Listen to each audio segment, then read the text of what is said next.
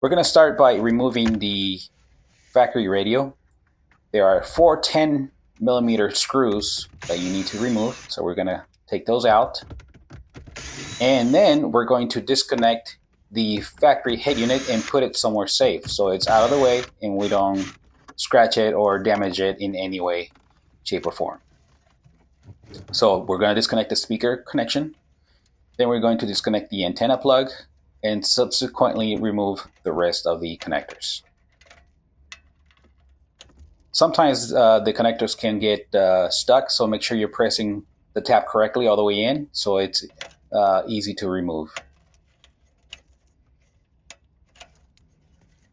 Next, we're going to take the 4 14mm bolts from the seat, and as I move along here, I'm going to take the door seal out because those need to come out as well.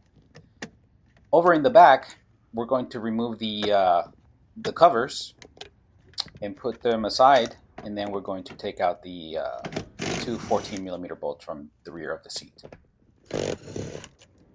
Now we're going to remove the driver's kick panel. Locate the plastic fastener and turn it counterclockwise. Remove the panel by pulling it towards the right.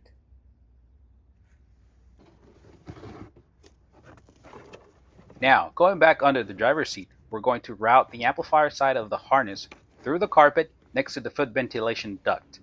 Then we'll route the radio side under the carpet towards the center console and run it along the side of the center console towards the radio.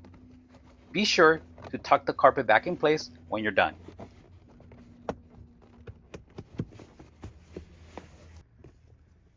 For the next step, we're going to grab the large zip type included in the kit and tape all the radio side connectors to it.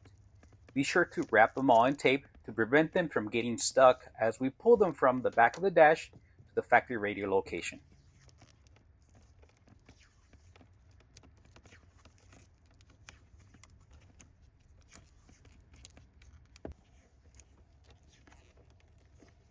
I like to leave a small tab of tape so it's easy to remove them after it's done.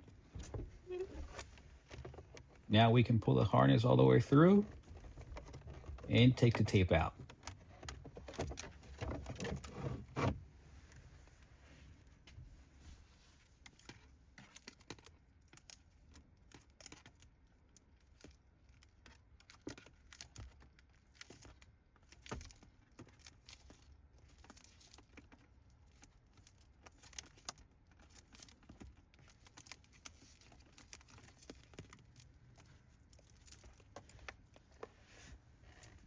Now back down under the seat, locate the M6 factory bolt location, which we're going to use as a grounding point.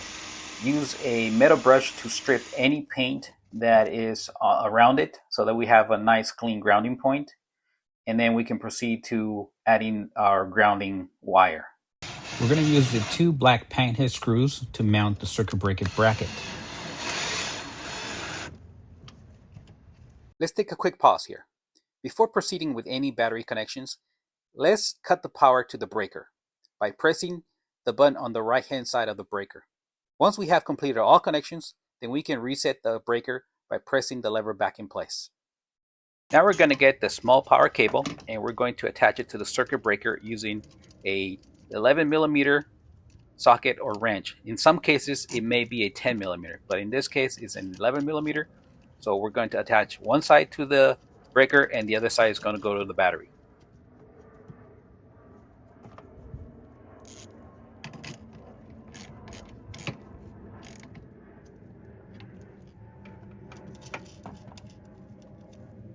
We're going to tuck the cable in between the fuse block and the battery, and then we're going to route the cable through the rubber cover so we can make the connection at the battery.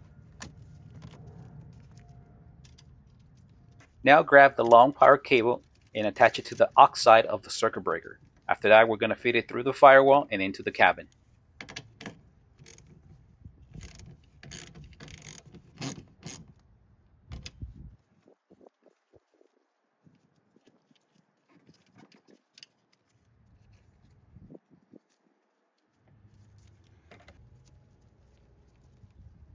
And now we're going to use a 12mm wrench to loosen the battery nut and secure the power cable in place.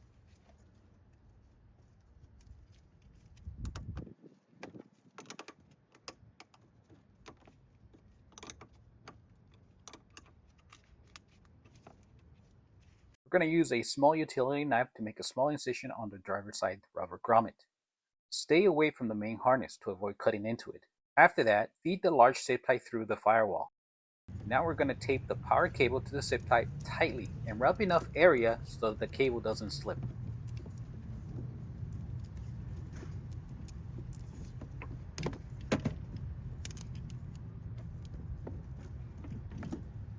Now, pull the cable tie slowly until all the cable has been routed through the firewall.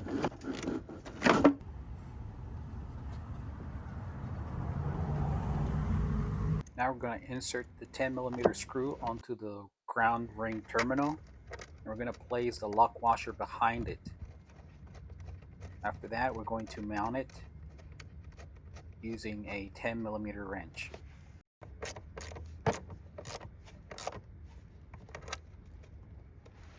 Let's take another pause and review the connections on the amplifier.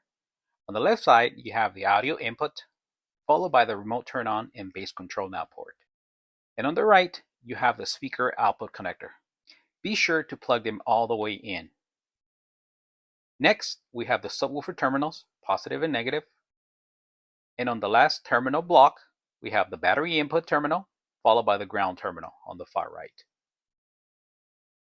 Okay, now moving on to the head unit connections. We're going to start with the remote turn on signal adapter. This was going to allow the amplifier to turn on and off along with the factory radio. Then we connect the audio output signal. This will provide audio out of the head unit to the amplifier.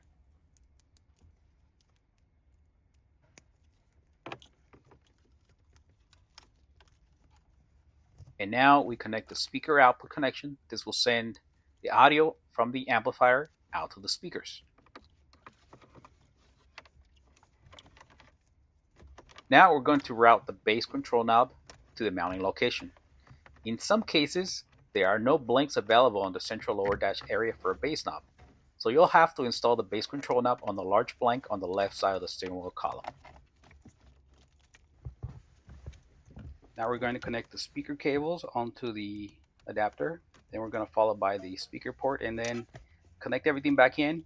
Once you're done with that, you're ready to test audio on the system. And after that, your installation is completed. One thing that we're not showing in this video is how to route the cable for the subwoofer. That all depends on the subwoofer that you're adding to the to your vehicle. But that's something that we can cover on another video.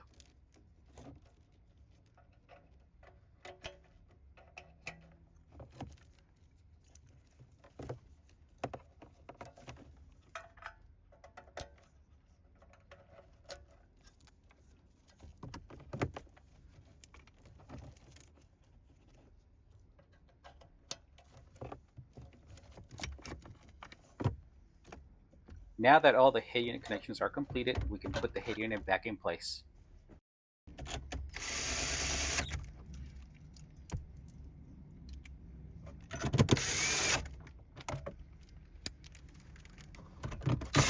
Be sure to set the breaker back on, then you can turn on the vehicle and check for audio.